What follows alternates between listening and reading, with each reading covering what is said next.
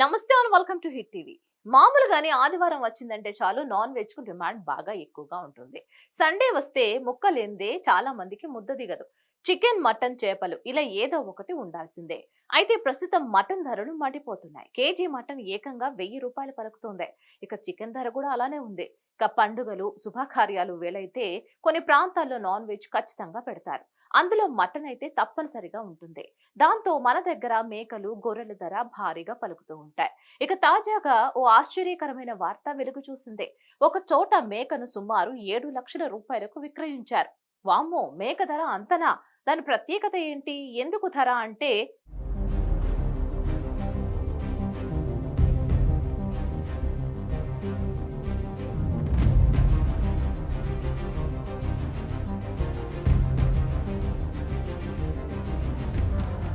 ముస్లింలు పరమ పవిత్రంగా భావించే బక్రీద్ పండగ.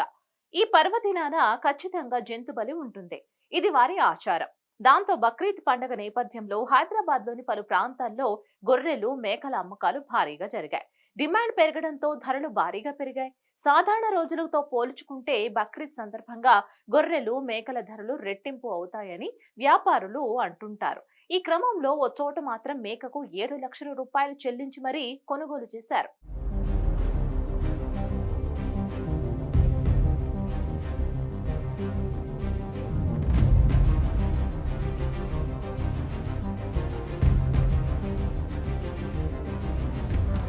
బక్రీద్ పండుగ కారణంగా మధ్యప్రదేశ్ భోపాల్లో గొర్రెలు, మేకల రేట్లు రికార్డు స్థాయికి చేరుకున్నాయి. ఒక్కో మేక 50,000 రూపాయల నుంచి 7,50,000 వరకు పలుకుతోందని తెలుస్తోంది. తాను పెంచిన రాఫ్తార్ అనే ఓ మేకను 7 లక్షలకు విక్రయించినట్లు సయ్యద్ అలీ అనే వ్యక్తి చెప్పుకువచ్చాడు.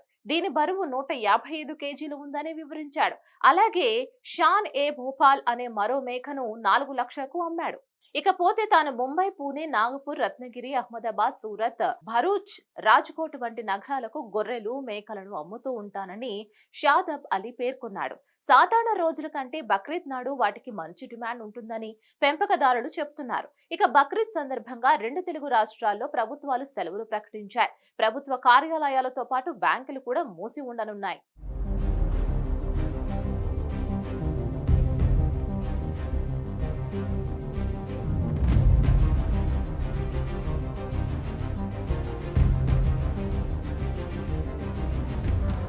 మరిన్ని అప్డేట్స్ కోసం stay tune to hit TV.